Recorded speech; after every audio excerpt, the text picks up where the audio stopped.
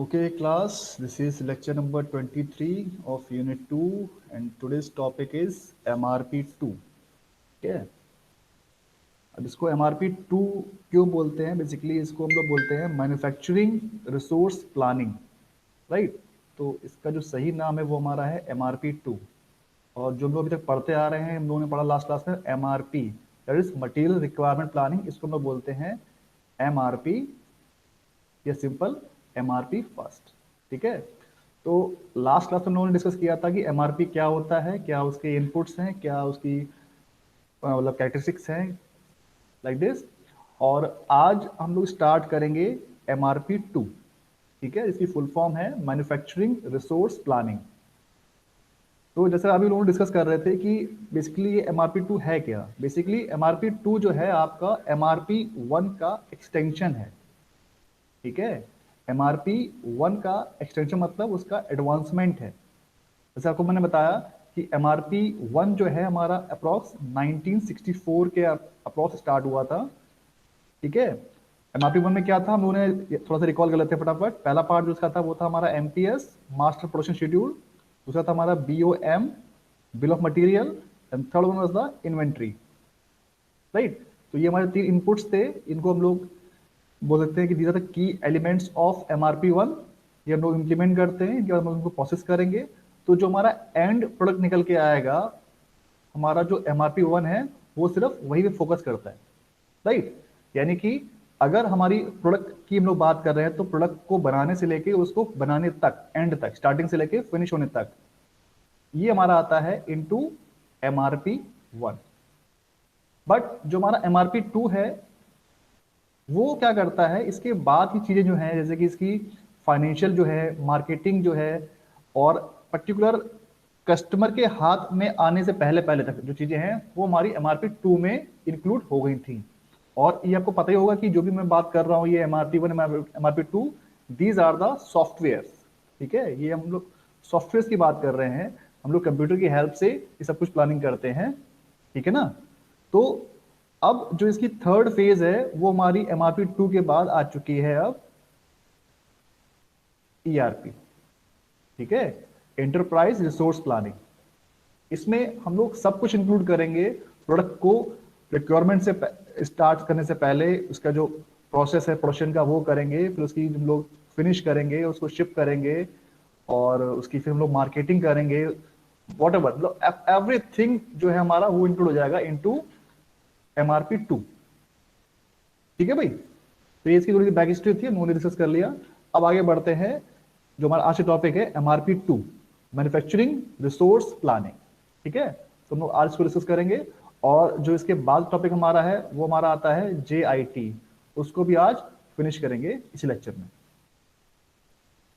तो स्टार्ट करते हैं। सबसे पहले, what is the meaning of manufacturing resource planning, which is MRP2। So it is a expanded MRP with emphasis placed on integration of following things। जैसे मैंने आपको बताया कि जो हमारा MRP1 था वो सिर्फ प्रोडक्शन पे एम्फेसाइज कर रहा था, बट MRP2 ये जो पॉइंट्स है इनको भी इसने इंक्लूड कर लिया है, जैसे कि financial planning, marketing, engineering, purchasing, manufacturing, even human resource. तो ये सारे फीचर्स जो है हमारे, ये MRP2 में इंक्लूड हुए। ये इसका एडवांसमेंट है। जैसे आप लोग मोबाइल खरीदते हो ना, पहले हमारे पास सिंपल मोबाइल था, नॉन एंड्रॉइड, फिर हमारे एंड्रॉइड आ गए। और उसमें एंड्रॉइड में भी हम लोगों की कई चीजें एडवांस होती जा रही हैं। जस्ट लाइक दैट, पहले हमारा सॉफ्टवेयर था सिंपल MRP का, अब MRP2 आ गया उसके बाद। और ये जो आया था, ये आया था आप करीब आपका 1980s में आया था ये, राइट। उसके बाद नेक्स्ट जो फेज के बाद आ गई MRP2 के बाद, वो आ गई हमारी ERP। बस आपको ये चेन याद रखनी है, कैसे कैसे क्या हुआ है, राइट। तो आगे बढ़ते हैं। इसका गोल क्या है, फर्स्ट बात करते हैं गोल की। तो first goal is to plan and monitor all the resources of manufacturing firm. यानी कोई भी आपकी एक फर्म हो रही है, उसमें हम लोग कैसे उसको मैन्युफैक्चरिंग करेंगे, कैसे उसकी मार्केटिंग करेंगे, फाइनेंशिंग करेंगे, ये सब चीजें इसमें हम लोग इसको ट्रेस करते हैं, इसकी ट्रैकिंग करते हैं, राइट। तो ये इसका गोल हो गया ऑफ MRP2।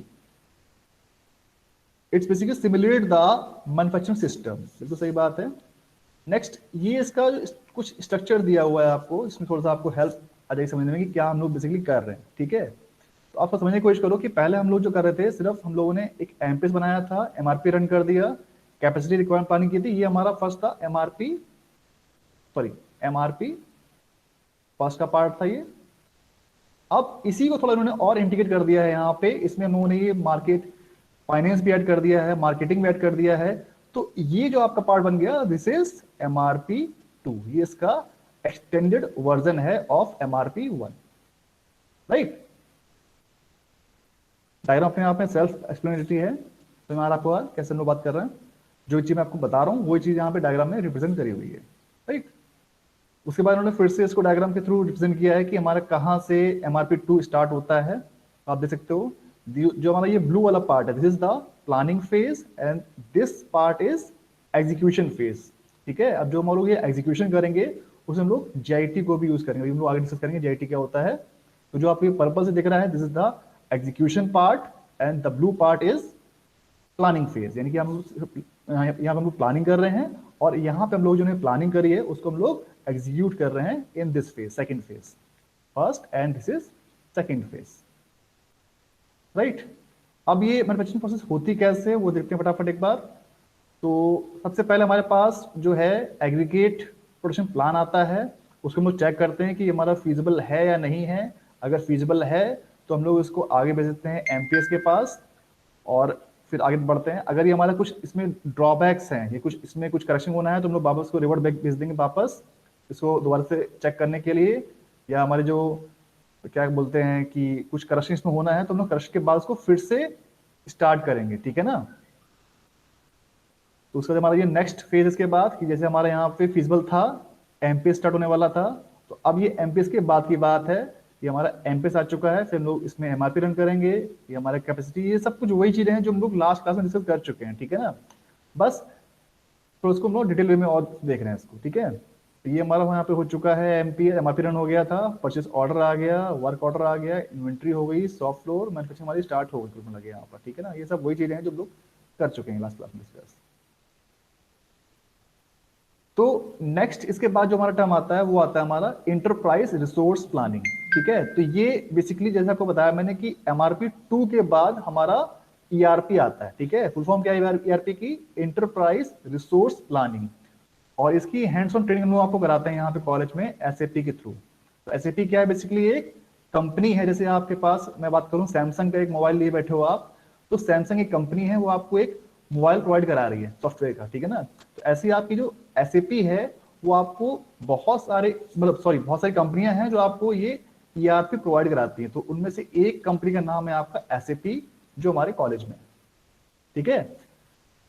अभी काम करती है क्या ईआरपी, हम लोग वैसे बात शुरू में कर चुके हैं कि ईआरपी बेसिकली कंबाइन करती है आपके एमआरपी 1 प्लस एमआरपी 2, इन दोनों का जो एक्सटेंडेड वर्जन है वो हमारा होता है ईआरपी, ठीक है। यानी इसमें हम लोग हर चीज को एक सिंगल सेंट्रल प्रोसेस से हम लोग सबको कनेक्ट कर देंगे, ठीक है। यानी कि जहाँ की मैन्युफैक्चरिंग हो रही है वहां पे प्रोडक्शन जहाँ हो रहा है, प्रोक्योरमेंट हो रहा है, एचआर, फाइनेंस, इन सबको हम लोग कनेक्ट कर देते हैं थ्रू एक सेंट्रल सर्वर, ठीक है। अभी देखते हैं दोस्तों आगे मैं डायग्राम में शुरू एक्सप्लेन करूंगा क्या होता है ईआरपी। तो पहले बात कर लेते हैं कि इसकी डेफिनेशन क्या है ईआरपी की, ठीक है। तो अगर इसकी बात करें डेफिनेशन की तो ये बनती है, ERP system is a computer system that integrates application program in accounting, sales, manufacturing, human resource and other function. यानी जैसे कि जितने भी आपके दिमाग में चीजें आती हैं, ठीक है, अगर कोई आप छोटी सी प्रोडक्शन स्टार्ट करोगे, यानी कि अगर मैं बात करूं इस छोटा मुझे पेन बना के बेचना है, अब छोटा बात करूं सबसे छोटा एग्जाम्पल की, तो पेन को बनाने से लेके उसको कस्टमर के हाथ में देने तक, ठीक है, जो चीज आपके दिमाग में आएंगी कि पहले आपका प्रोडक्शन होगा, रॉ मटेरियल हो गया, फिर उसको आप लेबर से कराओगे, ठीक है ना, फिर जब आपका प्रोडक्ट बनकर तैयार हो जाएगा उसको फिर आप सेल करोगे, मार्केटिंग करोगे, तो लगे सारे फीचर जितने होते हैं वो सबका एक इंटीग्रेशन हमारा हो जाता है इनटू दिस ईआरपी, ठीक है।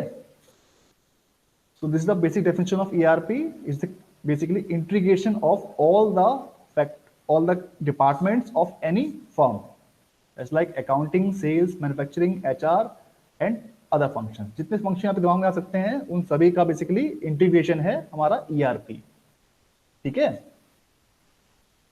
नेक्स्ट पॉइंट है इसका, ERP provides a system to capture and make data available in real time to do decision makers and other users in the organisation. ठीक है, अब जैसे मैं अगर सिंपल एग्जांपल दूं कि अगर हम लोग बात करें पुराने जमाने की, कि हमारे पास कहीं से कोई ऑर्डर आया, राइट, तो हमारे पास जब ऑर्डर आया बाहर से, ये ऑर्डर आया 100 यूनिट्स का, ठीक है।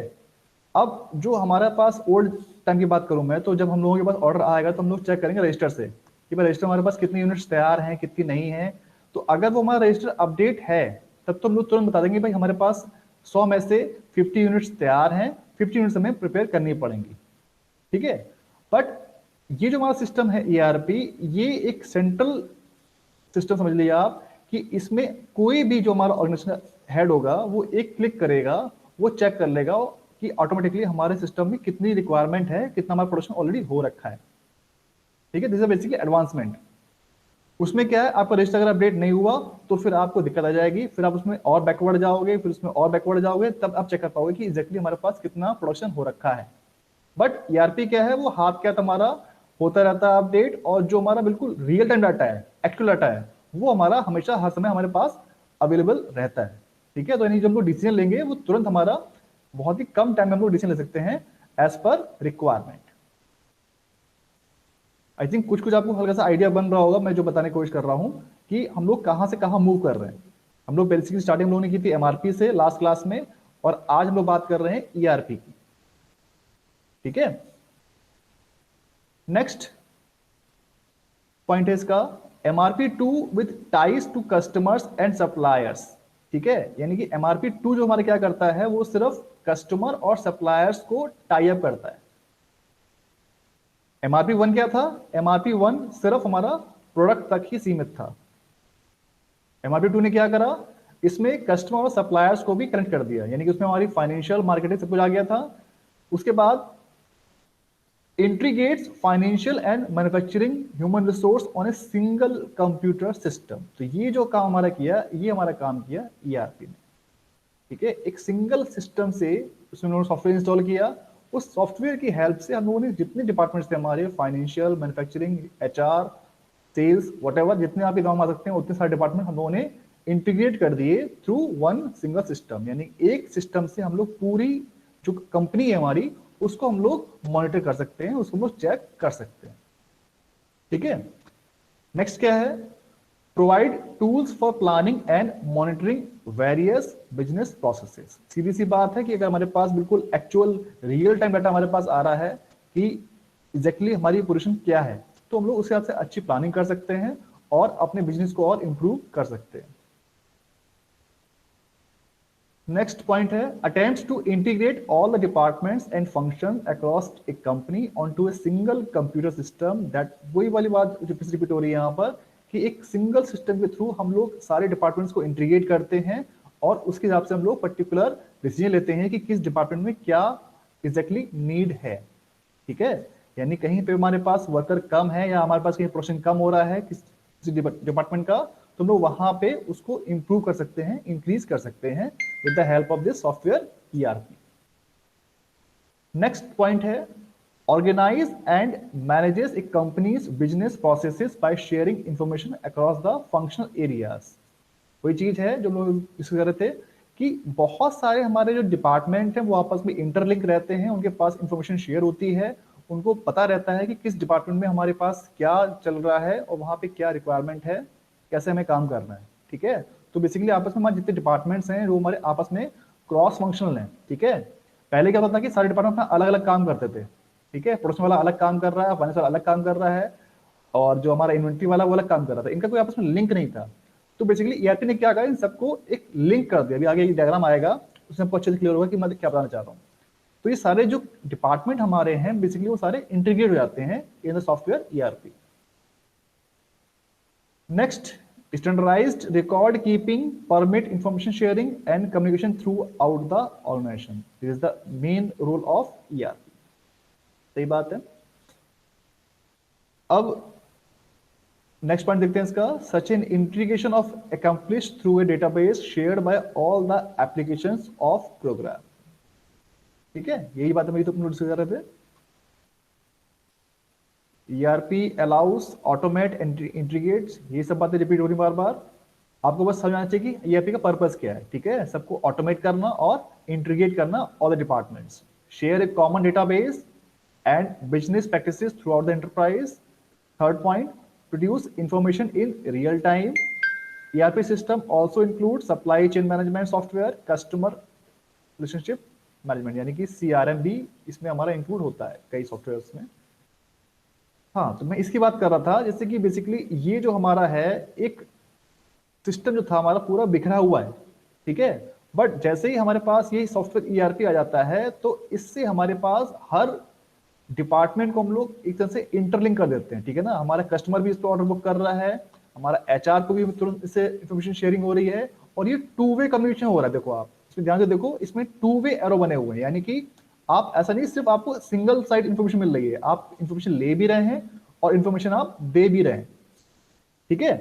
जैसे आप देखो यहाँ पर हर उसकी कस्टमर भी हमारा ऑर्डर दे रहा है, उसको हम लोग ऑर्डर का स्टेटस दे भी रहे हैं, राइट। जैसे आप अगर कोई आज के जमाने में आपने कोई ऑर्डर किया ऑनलाइन अमेजोन या फ्लिपकार्ट से, तो आप अपना ऑर्डर को ट्रैक कर सकते हो एनी टाइम, यानी कि वो रियल टाइम आपको लोकेशन मिलती रहेगी कि हमारा ऑर्डर कहाँ पे है, उसकी क्या लोकेशन है। तो वो क्या कर रहा है, बेसिकली हमारा ERP सिस्टम ही इसको ट्रैक कर रहा है कि कहाँ हमारा प्रोडक्शन हो रहा है, कहाँ हमारा शिपमेंट बन रहा है, कैसे क्या हो रहा है। Everything you can check with just one click, ठीक है। तो ये बेसिकली हमारे मॉड्यूल्स बहुत सारे होते हैं ERP के, डिपेंड करता है कौन सी कंपनी के है। अगर मैं SAP की बात करूं तो हमारे पास यहाँ पर सेल्स है, मार्केटिंग है, प्रोडक्शन है, MRP है, ठीक है ना, HR है, और कौन कौन से हैं फिलहाल अभी यही हमारे पास है। SAP में 7 मॉड्यूल हमारे पास टोटल हैं जो हम लोग आप लोगों को सिखाते हैं, ठीक है। तो as per the requirement of the company हम लोग अलग अलग मॉड्यूल भी डिजाइन हो जाते हैं एज पर द कंपनी, ठीक है। तो इसमें जो बेसिकली कंपनीज प्रोवाइड करा रही हैं वो कौन कौन सी कंपनी प्रोवाइड करा रही हैं? Number 1 SAP, number 2 Microsoft, number 3 Oracle, ठीक है। लाइक ये बहुत सारी कंपनीज हैं जो हमें ERP सॉल्यूशन प्रोवाइड कराती हैं, ठीक है। ERP क्या है? एक सॉफ्टवेयर है जो वेरियस डिपार्टमेंट्स को इंटीग्रेट करता है और रियल टाइम पे हम लोगों को इंफॉर्मेशन प्रोवाइड कराता है ताकि हम लोग बेटर डिसीजन ले सकें for the improvement of our business, ठीक है। तो ये कुल मिला के पूरा सार है of this ERP। I think कुछ कुछ आपको आइडिया बन गया होगा ERP का अपने दिमाग में। अगर कोई डाउट है तो मुझसे पूछ लो अभी, फिर हम लोग अभी आगे बढ़ जाएंगे। नेक्स्ट टॉपिक हमारा है JIT, जस्ट इन टाइम। बताओ भाई। सर इसमें न्यूमेरिकल नहीं है सर, थ्योरेटिकल ही है सारा। ना ना, ये तो पूरा थ्योरेटिकल, तो जल्दी जल्दी खींच रहा हूँ इसको। ओके ये सर। पूरा थ्योरेटिकल पार्ट है, इसमें कोई न्यूमेरिकल नहीं है। इनको अगर आप पढ़ लो एक बार, अपने आपको एक आइडिया बन जाएगा कि क्या होता है कॉन्सेप्ट इसका। फिर आपको उसको अपने वर्ड्स में लिखना है। अब जैसे कुछ टेक्निकल चीजें हैं वो आपको एज इट इज लिखनी पड़ेंगी, यस ठीक सर। है। आगे बढ़े। Yes sir. सर ये PPT भी भेज देना सर आप जरूर। ये तो सब मैं डाल देता हूँ क्लास में, सब अभी डाल यस दूंगा मैं सर। लेक्चर के बाद, यस सब मिल सर। जाएंगे आपको एज इट इज, ठीक है ना। बल्कि मैं कुछ लेक्चर भी डाल दूंगा, कुछ मैंने फोटोज ली थी वो भी शेयर कर दूंगा अभी आपके पास, ठीक है ना, क्लासरूम पे। तो इसी को मैं फिर अगले डायग्राम में भी रिप्रेजेंट किया है। ये हमारा देखो ERP का डाटा है, ठीक है। इसमें हमारे ये production, human resource, sales, finance, ये सारे हमारे आपस में इंटरलिंक होते हैं, ठीक है। अभी इसमें बहुत कुछ बताने को है, अगर बताऊं मैं तो 2-3 लेक्चर चले जाएंगे ERP के ऊपर, बट उतना हमारे सिलेबस में नहीं है। बस आपको एक हल्का सा मुझे ब्रीफ इंट्रोडक्शन देना था ऑफ ERP। तो आई थिंक वो आपके दिमाग में सेट हो चुका होगा ERP होता क्या है बेसिकली, ठीक है ना। अगर आए तो आप उसको कुछ टेक्निकल वर्ड्स लेके अपने वर्ड्स में आप उसको लिख दीजिएगा, राइट। तो बस इसमें एक ही चीज है कि दिस इज द, जब इसको आप परचेज करते हो तो थोड़ा सा ये कॉस्टली पड़ता है क्योंकि ये बहुत हाई उस पर आता है, कॉस्ट इसकी हाई है। इसको मेंटेनेंस के लिए हमें कॉस्ट देनी पड़ती है और ये अपग्रेड भी होता है, और जाहिर सी बात है इसकी हम लोगों को ट्रेनिंग भी देनी होती है जो हमारे एम्प्लॉयज हैं। तो ये कुछ हमारी स्ट्रेटजीज हैं ऑफ ERP सिस्टम। बट इसके बाद होता क्या है, इसके बाद जो हमारा बिजनेस है वो और इम्प्रूव होता है, ठीक है, वो ग्रो करेगा। जो हमारा प्रोडक्शन है वो इम्प्रूव हो जाएगा, ठीक है। जब प्रोडक्शन इंप्रूव हो जाएगा तो हमारी सेल भी इंप्रूव हो जाएगी, और जो हमारी सेल इंप्रूव हो जाएगी तो जाहिर सी बात हमारा प्रॉफिट भी ऑटोमेटिकली बढ़ जाएगा, ठीक है। तो ये कुछ पॉइंट्स थे ऑफ ERP। आई थिंक आपको क्लियर हो गए होंगे। अब आगे बढ़ते हैं, जो हमारा नेक्स्ट टॉपिक है वो है हमारा जस्ट इन टाइम।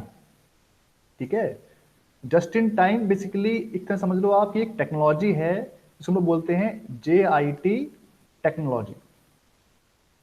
ठीक है, इसकी अगर मैं थोड़ी हिस्ट्री की बात करूं तो ये एक जापानीज कस्टम कंपनी हमारी है, टोयोटा। नाम सुना आप लोगों ने इसका? हाँ जी सर। क्या बनाती है? सर गाड़ी मतलब ऑटोमोबाइल ऑटोमोबाइल। गाड़ी बनाती है ना?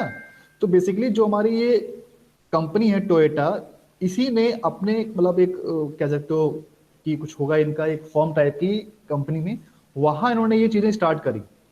ठीक है, तो बेसिकली जो इसके ओनर थे उनका नाम मुझे याद नहीं था, कुछ टेलेची ओनो कुछ समथिंग नाम था इनका। उन्होंने इसको अपनी कंपनी में स्टार्ट किया था। ठीक है, इस टेक्नोलॉजी को। ठीक, तो इसका अगर मोटा मोटी मैं सार करूं तो इनका जो एम था कि राइट प्रोडक्ट, ठीक है बिल्कुल मैं बताऊं 2 लाइन में, right product at right time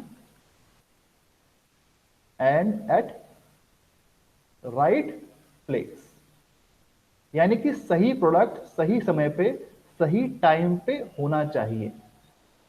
ये इनका मोटो था of the owner of this company. उन्होंने ये अपने यहाँ इंप्लीमेंट किया, उसी को हम लोग आज पढ़ते हैं just in time manufacturing technology से। बेसिकली जो कॉन्सेप्ट हमारा ये JIT का आता है वो आता है हमारा इन्वेंट्री कंट्रोल का। ठीक है, इसको हम लोग कई बार बोलते हैं कि जस्ट JIT टेक्नोलॉजी या इन्वेंट्री कंट्रोल टेक्नोलॉजी। ठीक है, अभी इन्वेंट्री वर्ड आप लोगों ने पढ़ा होगा अपने यूनिट में। आइडिया है इन्वेंट्री का क्या होता है? इन्वेंट्री क्यों भाई, इन्वेंट्री पढ़ चुके हो आप लोग?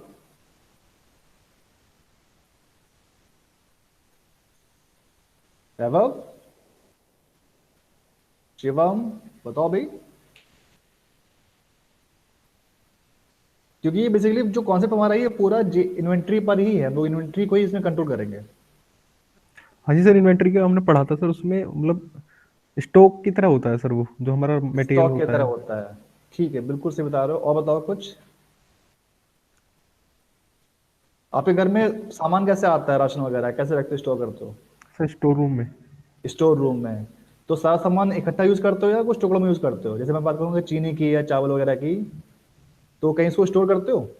यस सर, स्टोर करते हैं स्टोर रूम में। तो जो आप स्टोर कर रहे हो ना वो बेसिकली इन्वेंट्री है। इन्वेंट्री है, यस सर। ठीक है, जैसे आप चीनी लाया 10 किलो, तो आपने एक बड़े डब्बे में रख दिया, वो आपका इन्वेंट्री स्टोर हो गया। बट यूज कहाँ कर रहे हो आप? यूज करते हो छोटे डब्बे में। Yes sir, yes sir. ठीक है, तो बेसिकली ये भी आपका इन्वेंट्री ही है। तो इन्वेंट्री बेसिकली क्या है कि इन टर्म्स ऑफ बिजनेस बात करें, तो मैन्युफैक्चरिंग बात करें, तो इन्वेंट्री होनी चाहिए हमारी ऑप्टिमम। जो है हमारा पढ़ने जाए कॉन्सेप्ट, इसमें हम लोग इन्वेंट्री को ऑप्टिमाइज करते हैं। क्यों? क्योंकि अगर हमारे पास इन्वेंट्री बहुत ज्यादा है तो हम लोगों को उसके लिए पे करना पड़ता है। आपको याद होगा हम लोग कैरिंग कॉस्ट की बात कर रहे थे, inventory carrying cost. Yes sir. याद आ रहा है? तो अगर हमारे पास इन्वेंट्री ज्यादा है तो ये हमारी कॉस्ट बढ़ जाएगी। हमारा प्रॉफिट भले 10 रुपए का हो रहा है, बट हमारी ये कॉस्ट जा रही है 12 रुपए, तो क्या हो गया, हमें 2 रुपए का लॉस हो जाएगा। तो जो हमारी ये इन्वेंट्री है वो बहुत ज्यादा नहीं होनी चाहिए और बहुत कम भी नहीं होनी चाहिए। रीजन क्या है कि अगर आपकी इन्वेंट्री बहुत कम है, यानी कि बहुत ज्यादा लो पहुंच गया आपका इन्वेंट्री लेवल, आपके पास ऑर्डर आ रहा है बट आपके पास रॉ मटेरियल नहीं है, तो आप कहां से प्रोडक्शन दोगे? दे नहीं पाओगे। प्रोडक्शन नहीं दोगे तो जाहिर सी बात है कस्टमर आपका टूट जाएगा, किसी और कंपनी के पास जाके वो अपना ऑर्डर फुलफिल कर लेगा। ठीक है, तो ये जो कॉन्सेप्ट है हमारा, जो हमारी एक प्रॉब्लम थी वो यही थी कि इन्वेंट्री को कैसे कंट्रोल करा जाए। ठीक, तो अब बात करते हैं JIT की। तो बेसिकली JIT की जो फिलोसफी वो क्या कहती है, गेटिंग द राइट क्वांटिटी, जो मैं भी आपको बताया था, right quantity of the goods at the right place at the right time. ठीक है, अब जो ये हमारी गुड्स की क्वांटिटी है इसी को हम बेसिकली बात कर रहे हैं, इन्वेंट्री को बोल रहे हैं। ठीक है, जो हमारा रॉ मटेरियल है, जो प्रोडक्ट हमारा है, वो हमारा सही क्वांटिटी में, यानी बिल्कुल ऑप्टिमम, ना कम ना ज्यादा, बिल्कुल सही प्लेस पे हो। क्योंकि हम लोग इसमें वर्क प्लेस की बात भी करते हैं। क्योंकि कई बार क्या होता है, हम लोगों को रेंट देना पड़ता है, जो हम लोग बोलते हैं होल्डिंग कॉस्ट। ठीक है, आप अगर कोई 100 टन की अगर कोई मटेरियल पर रखोगे अपने जगह, तो आपको एक बड़ा गोदाम लेना पड़ेगा। भाई अगर आप उसको 10 टन की बात करूं तो आप एक छोटे से गोदाम में भी उसको रख सकते हो, यानी आपकी जो होल्डिंग कॉस्ट है वो आपकी रिड्यूस हो जाएगी। ठीक है, तो राइट प्लेस, पहले मैंने आपको बताया मैंने राइट क्वांटिटी, फिर बात की मैंने राइट प्लेस की, एंड राइट टाइम, यानी जब आपको रिक्वायरमेंट है प्रोडक्ट की या रॉ मटेरियल की तब वो आपको सप्लाई तुरंत मिल जाए, तब तो फायदा है उसका।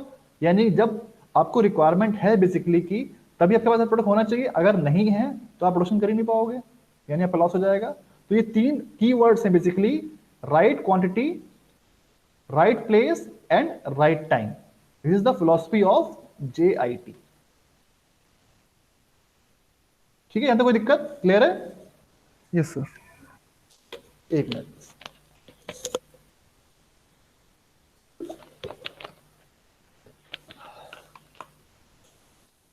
तो GIT basically deals with the concept of inventory reduction, जो मैं आपको बताया मैंने अभी।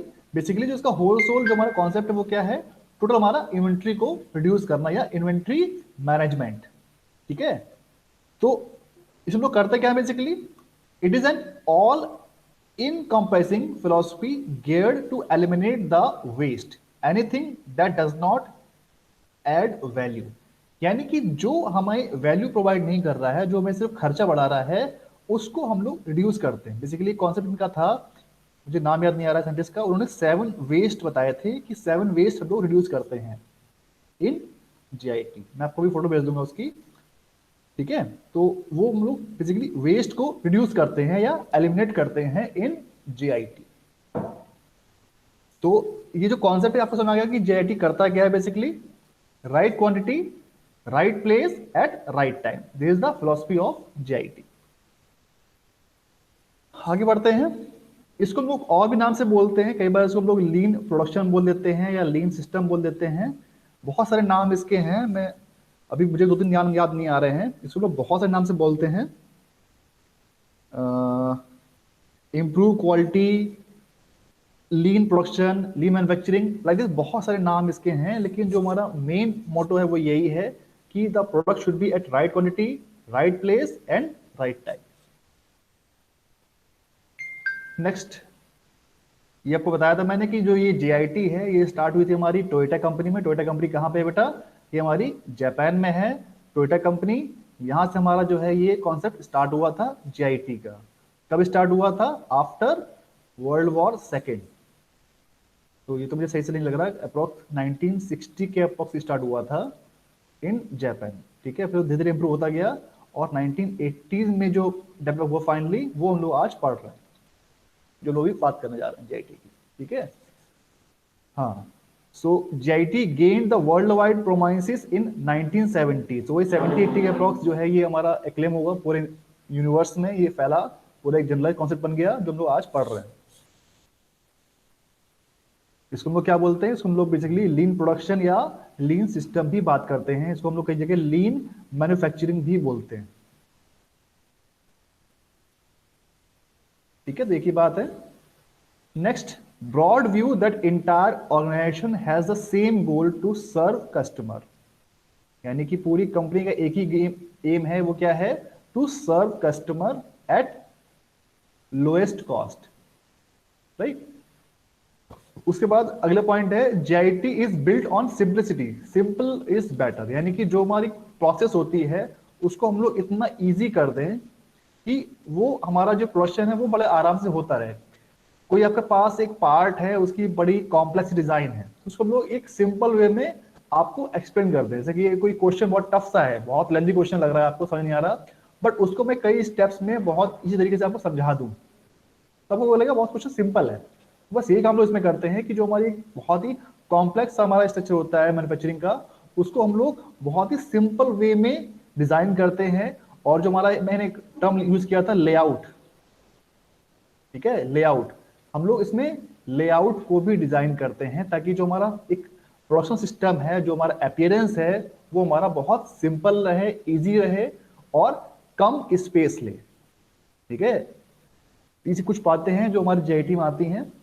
नेक्स्ट, कंटिन्यूअस इंप्रूवमेंट, यानी कि लगातार हम लोग अपनी जो प्रोसेसेस हैं उनको इंप्रूव करते रहें। ऐसा नहीं कि हम लोग एक टेक्नोलॉजी लेके बैठ गए उसी पे काम करते रहें। कंटिन्यूअसली हमारे मार्केट में जो भी नई चीजें आ रही हैं वो हमें एक्सेप्ट करनी है और अपनी टेक्नोलॉजी को, अपने तरीके तौर तरीके को इम्प्रूव करना है।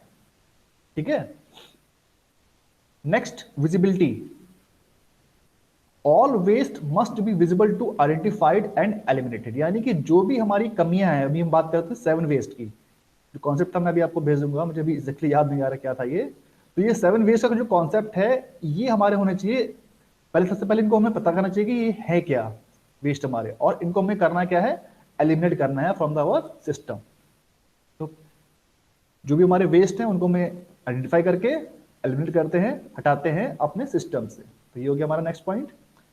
फिर आती है फ्लेक्सिबिलिटी, जो कि मैंने आपको बताया कि जैसे हमारा इन्वायरमेंट चेंज हो रहा है, टेक्नोलॉजीज नई नई आ रही हैं, सिस्टम आ रहा है, इंप्रूव हो रहा है, मशीनें इंप्रूव हो रही हैं, तो हमें अपने सिस्टम को भी चेंज करते रहना चाहिए। रिजिड नहीं होना चाहिए कि हम तो जो काम भाई मशीन हमारे पास है हम उसी से काम करेंगे, ऐसा नहीं है। ऑटोमेशन आ रहा है, मशीनें चेंज हो रही हैं, टेक्नोलॉजी चेंज हो रही है, तो हमें उसके हिसाब से चेंज अपने आप को करना होता है। सो अब बात करते हैं नेक्स्ट कॉन्सेप्ट की, जो हमारे एलिमेंट्स हैं। There are 3 main elements of JIT. पहला क्या है, जीआईटी मैन्युफैक्चरिंग, दूसरा है हमारा टीक्यूएम, थर्ड है हमारा respect for people.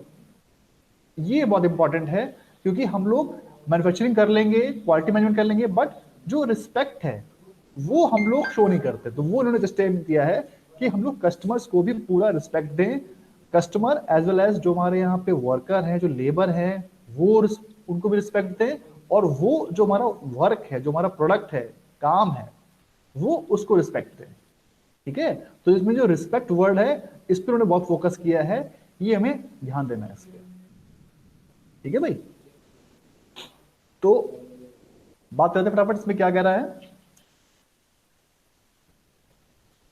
Sorry sorry sorry. JIT manufacturing, जो 3 हमारे एलिमेंट्स हैं बेसिकली, वो क्या, पहला था हमारा जेआईटी मैन्युफैक्चरिंग प्रोसेस। वो क्या करता है, focus on production system to achieve value added manufacturing. यानी जो हमारा पहला पार्ट था ये वाला जेआईटी मैन्युफैक्चरिंग, यानी कि जो हमारा प्रोडक्शन सिस्टम है हम लोग उस पर इंप्रूव करें, उसको हम लोग बेहतरीन बनाएं, ताकि जो हमारे कस्टमर्स को प्रोडक्ट मिलने वाला है वो बेस्ट प्रोडक्ट मिले एट बेस्ट क्वालिटी। ठीक है। दूसरा पार्ट हमारा क्या है, दूसरा पार्ट हमारा है टीक्यूएम का, यानी कि टोटल क्वालिटी मैनेजमेंट। यानी कि जो हमारा टीक्यूएम है is an integrated efforts design to improve quality performance at every level. यानी कि जो हमारा प्रोडक्ट बन रहा है वो हर लेवल पे बेस्ट होके निकले। ऐसा नहीं कि जैसे हमारी बात करूं, मैं एक कार की बात करूं, तो कार के अंदर बहुत सारे पार्ट्स होते हैं। ठीक है। तो जो हमारे पार्ट्स बन रहे हैं, जहां पे बन रहे हैं रिसोर्स लेवल पे, तो उस रिसोर्स लेवल पर ही हमारी जो क्वालिटी है वो इम्प्रूव हो जाए। यानी कि अगर वो अच्छा प्रोडक्ट वहीं से हमारी जो डिफेक्ट्स है ना हो, तो जाहिर सी बात है कि जो हमारा फाइनल प्रोडक्ट बनेगा उसमें हमारे डिफेक्ट्स नहीं आएंगे। ठीक है। तो ये मतलब है यहाँ टीकेएम का, कि यानी कि हम लोग हर पार्ट्स को बेहतरीन तरीके से डिजाइन करें, उनकी क्वालिटी को इम्प्रूव करें एट एवरी लेवल। यानी कि जहां से बन रहा है, असेंबली हो रही है, ठीक है ना, तो जो हमारा एक फाइनल प्रोडक्ट बन के आता है वो भी हमारी एक पूरी क्वालिटी इंप्रूव रहे। आपने यार सुना होगा कई बार कि कुछ कंपनी ने अपनी कारें वापस ली, क्यों, क्योंकि उसको इंजन में कुछ डिफेक्ट्स आ गया था। तो क्यों आया था, क्योंकि उन्होंने हर लेवल पे अपनी क्वालिटी चेक नहीं करी। ठीक है। वो सिर्फ फाइनल लेवल पे चेक कर रहे थे, भाई कार चला के देखी, कार से चल रही है, ओके, इसको बाहर निकालो मार्केट, बट उसके कुछ प्रॉब्लम थी इंजन में या कहीं कुछ पार्ट्स में कोई डिफेक्ट था, तो उन्होंने हर लेवल पे चेक नहीं किया। तो ये जीआईटी भी फोकस एट ईच लेवल, यानी कि जहां जहां हमारे जितने भी लेवल्स हैं प्रोडक्शन, कोई पार्ट बनने के, हम लोग हर लेवल पे उसकी क्वालिटी को चेक करते हैं। ठीक है। और third most important, respect for people, ये सबसे इंपॉर्टेंट है। यानी कि rest on the philosophy that human resource are the essential part of JIT philosophy. यानी इन्होंने जो है इसमें अपने ह्यूमन रिसोर्स, यानी कि जो काम करने वाले बंदे हैं, उन पे बहुत फोकस किया है कि हम लोग, जो हमारा वर्कर खुश रहेगा, तो जाहिर सी बात है जो हमारा प्रोडक्शन होगा वो भी बहुत इंप्रूव कर जाएगा। सीधी सी बात है, अगर कोई आदमी अगर खुश होकर काम करता है किसी कंपनी में, उसको बहुत अच्छा प्रॉफिट मिल रहा है, सब कुछ अच्छा हो रहा है, इंक्रीमेंट हो रहा है, तो वो और मन लगा के काम करता है, उससे कंपनी की ग्रोथ होती है। ठीक है ना। वहीं पे क्या है, आपको अगर सैलरी कम कर दें, आपका टाइम बढ़ा दें और 10 तरह की आपको टेंशन दें, तो आप जाहिर सी बात है उतना अच्छा काम नहीं कर पाओगे, और जो हमारा ओवरऑल एम है, यानी क्या है हमारा प्रोडक्शन का, वो हमारा गिर जाएगा। जब प्रोडक्शन गिर जाएगा तो जाहिर सी बात है हमारा प्रॉफिट भी कम हो जाएगा। ठीक है। तो उन्होंने इस पर फोकस किया है कि जो हमारे ह्यूमन रिसोर्स है, जो वर्कर हमारे हैं, जो हमारे काम कर रहे हैं टॉप टू बॉटम लेवल, सबको इन्होंने रिस्पेक्ट दी है, सबको उन्होंने एक सम्मान दिया है कि वो प्रॉपर खुश रहे, हैप्पी रहे, तभी हमारा जो है प्रोसेस पूरा सक्सेसफुल रहेगा, हमारा जो प्रोसेस है वो इम्प्रूव होगा। ठीक है, तो basically these are the three elements of JIT जो पता होना चाहिए। पहला क्या बताया, जीआईटी मैन्युफैक्चरिंग प्रोसेस, दूसरा हमारा टीक्यूएम, तीसरा हमारा रिस्पेक्ट फॉर पीपल। ठीक है भाई, आगे बढ़ते हैं। अब ये जो मैंने आपको बताया सारे पार्ट्स, इसमें थोड़ा डिटेल में दे रखा है कि जीआईटी मैन्युफैक्चरिंग क्या है। बेसिकली इसमें हम लोग बहुत सारे पॉइंट्स को कवर करते हैं। पहला पॉइंट हमारा है इन्वेंट्री रिडक्शन। इन्वेंट्री मैंने आपको बताया था कि इन्वेंट्री हमारा जो ओवरऑल एम है वो क्या है, इन्वेंट्री को रिड्यूस करना। रिड्यूस करना क्या, ऑप्टिमम, अगर बात करूँ तो ज़्यादा सही वर्ड रहेगा, इन्वेंट्री को ऑप्टिमम लेवल पे लेके जाना, ना बहुत कम ना बहुत ज़्यादा। ठीक है, नेक्स्ट हमारा एक सिस्टम है ये कैनबैंस का, ये भी हम देखेंगे आगे। इसमें इन्होंने एक फॉर्मूला दिया हुआ था, उसकी हेल्प से हम लोग डिजाइन करते हैं कि हमारा प्रोडक्शन किस तरह से होना चाहिए। ठीक, थर्ड जो है हमारा small lot size and quick setup, यानी कि जो हमारा प्रोडक्शन है उसको हमने छोटे छोटे स्मॉल लॉट्स में डिवाइड कर दिया। ठीक है, यानी कि अगर हमारे पास 100 कार का ऑर्डर आया है तो हम लोग 5-5 कार के कई सारे लॉट बना देंगे, हमें एक लॉट में हमारी 5 कार तैयार हो जाएंगी, इस तरह से। ठीक है ना। नेक्स्ट क्या बोला उन्होंने, यूनिफॉर्म प्लांट लोडिंग, यानी कि जो हमारा एक प्लांट है उसमें हम लोग यूनिफॉर्म तरीके से काम करेंगे तो जाहिर सी बात है हमारे इंप्रूवमेंट बढ़ जाता है। ठीक है, ये भी हम लोग आगे देखेंगे अभी इसमें क्या बात कर रहे हैं। नेक्स्ट हमारा है फ्लेक्सिबल रिसोर्सेज, यानी कि जो हमारे रिसोर्सेज हैं वो होने चाहिए फ्लेक्सिबल। ऐसा नहीं कि हमारा एक जो सेटअप है वो हमारा स्टेशनरी फिक्स हो गया, हमारा एज पर रिक्वायरमेंट हम लोग सेटअप भी अपना मूव करते रहना चाहिए। ठीक है ना, तो इसे हम लोग बोलते हैं flexible resource planning. Last point है एफिशिएंट फैसिलिटी लेआउट, यानी कि जो हमारा लेआउट है, जब मैं आपको बताया था कि हमारे पास एक जो हमारे पास वर्कशॉप का जो एरिया है उसको हम लोग कितना एफिशिएंटली यूज कर रहे हैं। ठीक है, ये हुआ कि हमारी मशीन हमने बिखा के लगा दी यहाँ पे, एक यहाँ एक यहाँ एक यहाँ, तो हम लोग जो प्रॉपर हमारा जो एरिया है उसको हम लोग प्रॉपरली यूज नहीं कर पा रहे हैं। बट इसी को अगर मैं प्रॉपरली एक तरीके से सेटअप करूं तो जो हमारा एरिया है वो बहुत सारा हमारा बच जाएगा, कुछ इस तरह से। ठीक है, तो हमारा ये इतना एरिया हमारा बच गया, इसको हम लोग यूज कर सकते हैं किसी और पार्ट में।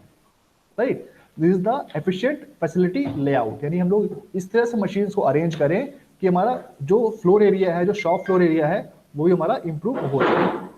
ठीक है, अब इसको फटाफट थोड़ा जल्दी देख लेते हैं कि इन पॉइंट्स में क्या कहा था इन्होंने। तो जैसी बात देखो, बहुत बढ़िया टाइम उन्होंने एक्सप्लेन करा है यहाँ पर कि अगर हमारे पास इन्वेंट्री लेवल है, प्रॉपर मेंटेन हम लोगों ने कर रखा है, विच मीन्स कि जो हमारी और समस्याएं हैं, क्या समस्याएं हैं, machine breakdown, poor vendor, poor design, long setup, poor quality, इन सब चीजें। तो अगर हमारे पास इन्वेंट्री है तो क्या होता है, हमारी जो प्रोडक्शन है वो हमारा आगे बढ़ जाएगा, वो उनसे टकराएगा नहीं, वो हमारी कमियां ओवरकम हो जाएंगी। ठीक है, बट अगर हमारे पास इन्वेंट्री कम है, ठीक है ना, तो ये जो समस्या जो पत्थर पड़े हुए हैं ये हमारी नाव को आगे नहीं बढ़ने देंगे, ये हमारा जो प्रोडक्शन है वो रुक जाएगा। इसीलिए inventory is better, inventory control basically better है, इन्वेंट्री रिडक्शन इज बेटर। इसमें एक वर्ड आता है लीड टाइम। अब मुझे बताया what is the meaning of lead time, बताओ बेटा, फटाफट, टाइम होने वाला है। Anyone? Shrikant? Sir lead time वो होता है सर, जैसे हम किसी काम उस काम को कंप्लीट करने के लिए सर एक टाइम अज्यूम करते हैं, अगर वो आगे चल रहा है हम लोग उससे। नहीं नहीं नहीं, नहीं गलत है। ऐसा समझ लो आप कि जैसे मान लीजिए आज आपने कोई ऑर्डर प्लेस किया, आज आपका ट्यूसडे है, ठीक यस है, सर। ट्यूसडे में आपने ऑर्डर प्लेस किया और वो ऑर्डर आपको मिल रहा है फ्राइडे में। ठीक है, तो यस ऑर्डर सर। प्लेस करने से आपके पास ऑर्डर रिसीव होने तक के टाइम को बोलते हैं हम लोग लीड टाइम बोलते हैं। ये बहुत बेसिक चीजें हैं जो आपको पढ़ाई जाती हैं इनटू इन्वेंट्री मॉड्यूल। ठीक है, ओके सर। तो बेसिकली हमारा जो लीड टाइम है इट शुड बी लेस, ये हमारा टाइम कम होना चाहिए। ठीक है ना, तो ये इस डायग्राम में रिप्रेजेंट करने की कोशिश कर रहा है कि हमारा इन्वेंट्री जो लेवल है वो हमारा बिल्कुल होना चाहिए ऑप्टिमम। अगर ऑप्टिमम है तो हमारी जो बाकी प्रॉब्लम्स हैं वो ओवरकम हो जाएंगे ऑटोमेटिकली, वो हमारा इफेक्ट नहीं करेंगे, हमारा काम चलता रहेगा। ठीक है, नेक्स्ट जो बताया मैंने आपको, कैनवेंस का जो फॉर्मूला है वो ये दे रखा है। इसकी हेल्प से हम लोग नंबर ऑफ जो कंटेनर्स हैं या जो भी हमारा प्रोडक्शन है वो हम लोग चेक कर लेते हैं with the help of this formula. Small lot size मैंने आपको बता दिया कि जो हमारे लॉट साइज हैं हम लोग एक प्रोडक्शन को छोटे छोटे लॉट्स में हम लोग कन्वर्ट कर देते हैं और लॉट्स में हमारी अलग अलग यूनिट्स होती हैं। ठीक है ना, 10, 5, 15, 20 लाइक दिस। ठीक है, तो उससे हमारा जो है एक मैन्युफैक्चरिंग शॉर्टेन टाइम है वो हमारा रिड्यूस हो जाता है, लीड टाइम। ठीक है, एक आपका ऑर्डर आया कि आपको 100 कारें देनी है एक साथ, तो आपको 100 इकट्ठे देना थोड़ा सा प्रॉब्लमेटिक हो सकता है, बजाय आपको छोटी छोटी 5 या 10 लॉट बना के देने में। कि आपका पहला लॉट आ गया, दूसरा लॉट आ गया, फिर third, fourth, fifth, like this. ठीक है, तो ये लॉट की बात हो गई। इसके बाद जो मैं बात करता हूं आपसे, यूनिफॉर्म प्लांट लोडिंग। ठीक है, ये बड़ा अच्छा एग्जांपल है इसमें कि हमारे पास जो एक वीकली प्रोडक्शन रिक्वायर्ड है वो क्या है, हमारे पास 3 प्लांट हैं, A B C D E, इसमें हमारी इतनी यूनिट चल रही हैं। तो अगर हमारा जो प्रोडक्शन ट्रेडिशनली क्या हो रहा था कि वो मंडे को भी सारे यही यूनिट्स बना रहे थे एक टाइप के, ए टाइप के, ये बी टाइप के, ये डी और ये सी। बट जेडी ने क्या करा कि हम लोगों ने एक जो प्रोडक्शन था उनको इक्वली डिवाइड कर दिया कि 2 हमारे ए बनाएंगे, 4 हमारे बी बनाएंगे, एक सी बनाएगा, डी बनाएगा, ई बनाएगा। जिससे फायदा ये हुआ कि हमारे पास हर तरह का प्रोडक्शन स्टार्ट हो गया एट एवरी डे। पहले क्या था, मंडे को मेरे पास सिर्फ सिर्फ ए टाइप के प्रोडक्ट ही मेरे पास थे, बट इनटू जीआईटी मेरे पास हर तरह की वैरायटी है। ठीक है, तो ये बेसिकली एडवांटेज एडवांटेज पोजीशन है ऑफ जीआईटी। ठीक है, नेक्स्ट मैंने आपसे कहा था कि इट्स अ फ्लेक्सिबल रिसोर्सेज, यानी कि जो हमारे रिसोर्सेज हैं वो हमारे होने चाहिए फ्लेक्सिबल। हम लोग कोई रिजिड नहीं होना चाहिए कि हमारी मशीन जो भी चीजें हमारी हैं वो एक जगह फिक्स हो गई। It should be flexible type, यानी कि हम मूवेबल होने चाहिए, राइट। और नेक्स्ट जो है हमारा इफेक्टिव फैसिलिटी लेआउट, यानी कि जो हमारी वर्क स्टेशन, जो मैं आपको बताया था मैंने कि वर्क स्टेशन को हम लोग इफिशिएंटली यूज करें। यानी कि अगर हमारा जो मैक्सिमम एरिया अगर हमारा भरा रहेगा तो जो हमारा मूवमेंट है, ट्रांसपोर्ट है, वो नहीं हो पाएगा। ठीक है ना। और दूसरी बात ये है कि जैसे हमारा कोई प्रोडक्शन बन रहा है तो जो हमारा प्रोडक्ट है उसको ज्यादा ट्रांसपोर्ट करना पड़ेगा। मतलब एक हमारी मशीन यहाँ पर है, दूसरी मशीन यहाँ पे है, तो उस प्रोडक्ट को अगर मैं इस मशीन से मशीन 2 पे मशीन 3 पे भेजना है तो उसको ज्यादा ट्रांसपोर्ट करना पड़ेगा, मूवमेंट बढ़ जाएगा। अगर मशीन हमारी पास में ही है तो उसको मूवमेंट हमारा कम हो जाएगा। तो हमने जो पूरा प्लांट है बेसिकली उसका हमें लेआउट इस तरह से डिजाइन करना होता है कि मशीन हमारी बिल्कुल पास में रहे और जो हमारा प्रोडक्ट है उसका ट्रांसपोर्टेशन कम से कम, मूवमेंट कम से कम हो, तो हमारा वो टाइम बच जाएगा। बस पर्पस हमारा ये है टाइम को रिड्यूस करना, राइट। ये कुछ डिजाइन्स होती हैं जो हम लोग यूज करते हैं, जैसे अभी आप आगे पढ़ोगे अपने वर्ड्स में, इनको हम लोग बोलते हैं cellular manufacturing, U shape, FMS, ये सब आपने पढ़ा होगा यूनिट 2 में। ठीक है, इसको मैं छोड़ दे रहा हूँ आगे। लास्ट इंपॉर्टेंट पॉइंट हमारा था रिस्पेक्ट फॉर पीपल, यानी कि हम लोगों को रिस्पेक्ट करनी है जो भी हमारे पास रिसोर्सेज है, हमारे पास जो प्रॉब्लम्स हैं। ठीक है ना, that means team approaches to use problem solving. हमारे पास एक प्रॉपर टीम होनी चाहिए जो उनकी प्रॉब्लम्स आ रही है उनको समझे, उनको सोल्यूशन दे। Like this decision made from bottom to bottom up, यानी कि जो भी हमारी प्रॉब्लम्स आ रही हैं from top to bottom level, हम लोगों को वो प्रॉब्लम्स को सुनना है और उनका सोल्यूशन तुरंत हाथ के हाथ निकालना है। ठीक है, और जाहिर सी बात है कि जो भी हमारा कोई मेंटेनेंस होता है तो वो हर किसी की जिम्मेदारी है। जो भी हमारा वर्कर वहां पे काम कर रहा है वो अपनी जिम्मेदारी समझेगा, उसको रिस्पेक्ट देगा काम को, तो जाहिर सी बात है वो हमारा ओवरऑल प्रोडक्शन भी इंप्रूव हो जाएगा। कुछ पॉइंट्स और इसमें रिस्पेक्ट वाले में थे। हमारा जो पहला पॉइंट है वो है genuine and meaningful respect to associates, willingness to develop cross functional skills, bottom around management, quality circles. ये सब बातें जो हम लोग आपको बता चुका हूँ पहले ही, वो हम लोगों को मेंटेन करनी होती है into the respect for people में।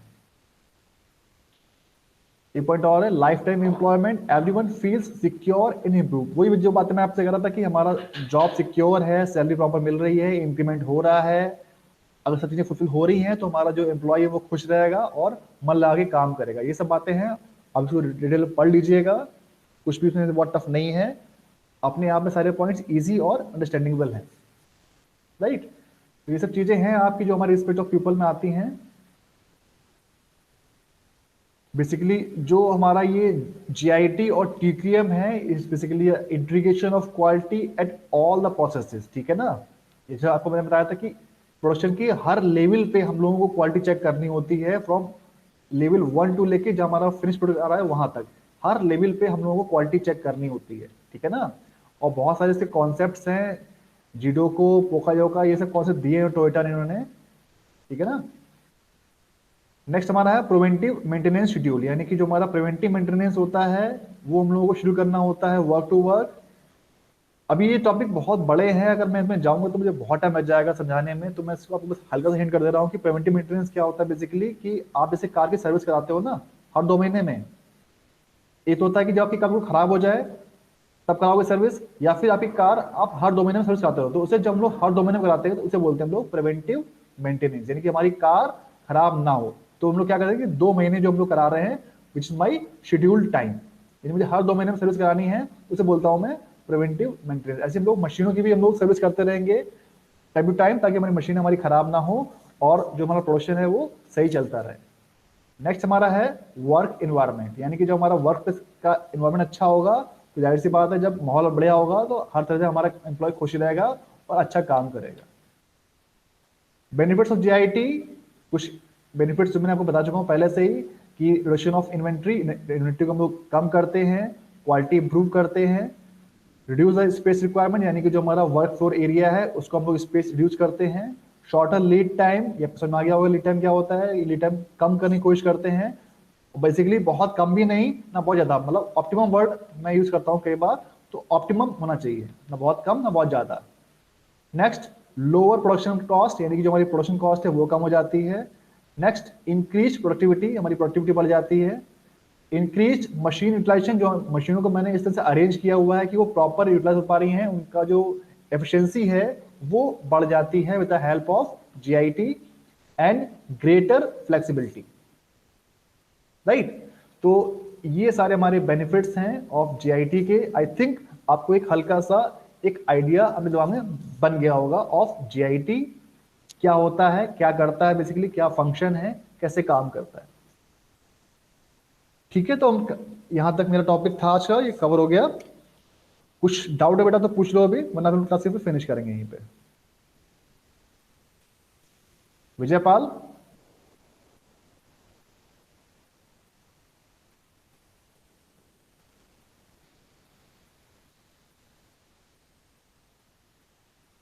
ये कुछ और पॉइंट्स हैं जो हमें पता होने चाहिए जीआईटी के बारे में। That's all from my side, thank you.